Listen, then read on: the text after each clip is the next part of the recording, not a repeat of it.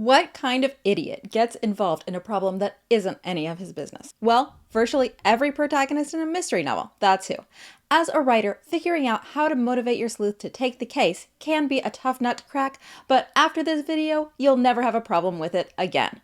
We're going to go over 12 reasons why amateur sleuths investigate crimes instead of leaving them to the police, like any sensible person would do. Reason number 1, the police are corrupt.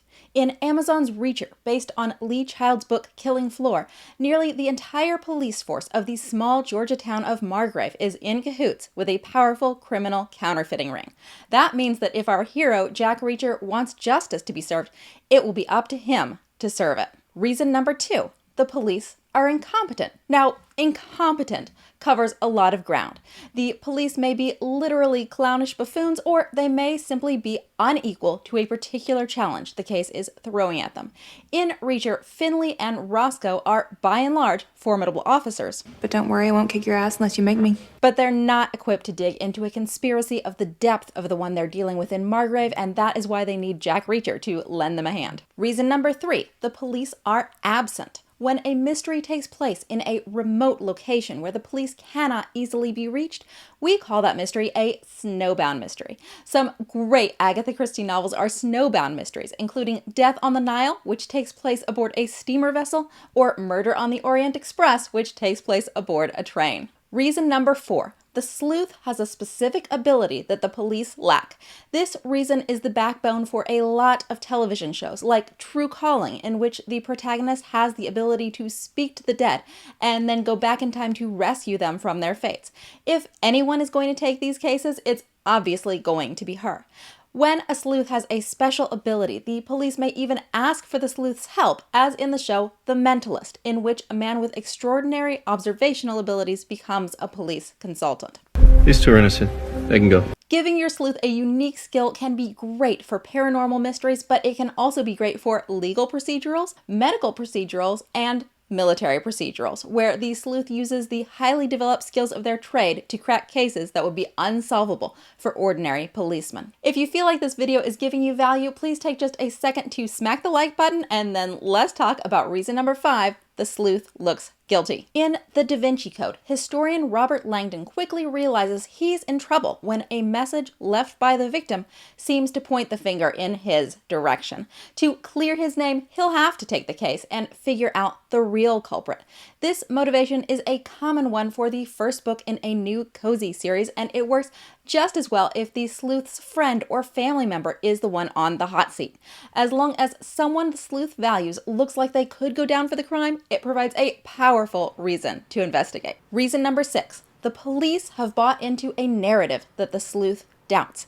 We've talked before on this channel about narrative murders in which the villain sets up the crime in such a way that it looks as though he must be innocent. Perhaps he makes the death look like an accident or a heart attack, or he may even try to make it look like no death occurred at all. That's what happens in Rear Window. Our sleuth, Jeffries, tries to call in the cops, but they believe the villain's narrative, which is that his wife is simply away on a trip. That leaves the pursuit of justice in Jeffries' hands. Reason number 7, the sleuth believes more people are in danger.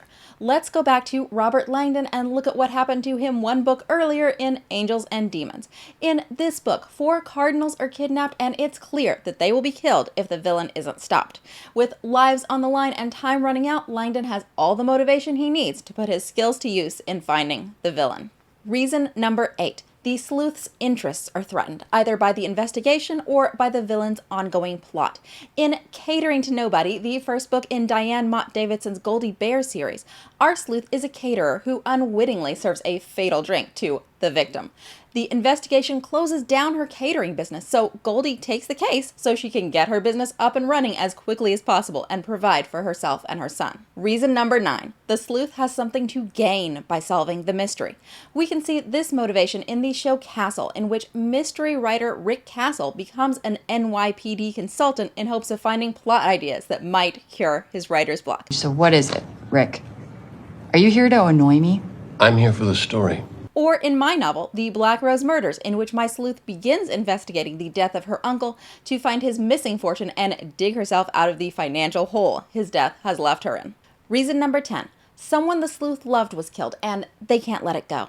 I mentioned Jack Reacher earlier as a character who is involved in a case due to the corruption of the police, and it's true that that is something that necessitates Reacher's involvement in order to solve the case, but it's not really why he gets involved. He gets involved because his brother was murdered, and he will stop at nothing to punish the people responsible. Reason number 11. The mystery is intimately related to events in the sleuth's past.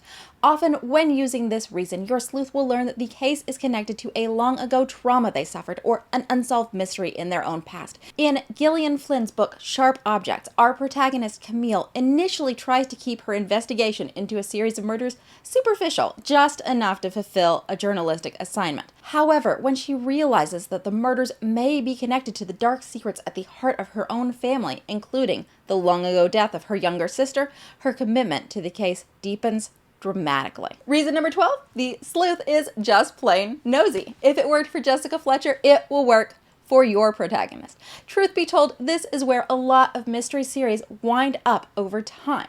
Answering the question of why your sleuth investigates is mostly a problem for your first book. In subsequent books, you can frequently just skip over this question and rely on your audience's love of the mystery genre to help them suspend their disbelief. If you're asking this question at all, you might be toying with the idea of kicking off a new mystery series, in which case the best help I can offer is my playlist on planning a series.